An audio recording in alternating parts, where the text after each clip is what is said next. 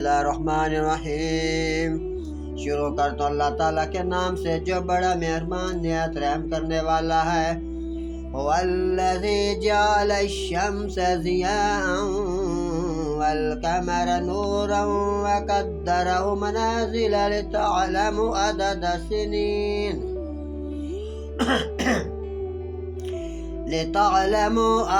السِّنِينَ وَالْحِسَابَ۔ وہی ہے جس نے سورج کو جگمگاتا بنایا اور چاند چمکتا، اور اس کے لیے منزلیں ٹھہرائی کہ تم برسوں کی گنتی اور حساب کرو۔ ما خلق اللہ ذلک الا بالحق، جانو اللہ نے اسے نہ بنایا مگر حق کے ساتھ۔ یفصل الآیات لقوم یعلمون، مگر حق کے ساتھ نشانیاں مفصل بیان فرماتا ہے علم والوں کے لیے۔ ان فی اختلاف اللیل والنہار وما خلق اللہ فی السماوات والارض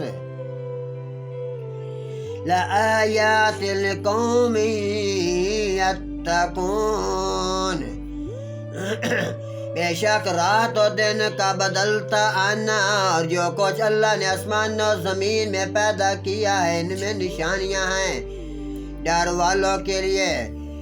ان الذین لا یرجون لقاءنا ورضوا بالحیاة الدنیا واطمأنوا بها والذین هم عن آیاتنا غافلون۔ بے شک وہ جو ہمارے ملنے کی امید نہیں رکھتے اور دنیا کی زندگی پسند کر بیٹھے اور اس میں پر مطمئن ہو گئے، اور وہ ہماری آیتوں سے غفلت کرتے ہیں۔ اولئک مأواہم النار بما كانوا یکسبون۔ ان لوگوں کا ٹھکانہ دوزخ ہے، بدلہ ان کی کمائی کا۔ ان الذین آمنوا وعملوا الصالحات یہدیہم ربهم بإیمانہم تجری من تحتہم الانہار فی جنات النعیم۔ بے شک جو لوگ ایمان لائے اور اچھے کام کیے، ان کا رب ان کے ایمان کے سبب انہیں راہ دے گا، ان کے نیچے نہریں ہی نہریں رواں ہوں گی نعمتوں کے باغوں میں۔ دعواہم فیہا سبحانک اللہم وتحیتہم سبحانک اللہم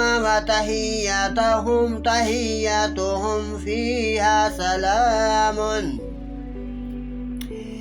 یہ ہوگی کہ اللہ پاک ہے تجھے پاکی کے لیے، اور ان کے ملتے وقت خوشی کا پہلا بول ہی سلام ہوگا۔ وآخر دعواہم ان الحمد للہ رب العالمین۔ اور ان کی دعا کا خاتمہ یہ ہے کہ سب خوبیوں سرا اللہ تعالیٰ کی ذات ہے جو رب ہے سارے جہانوں کا۔ صدق اللہ العظیم و صدق الرسول النبی الکریم۔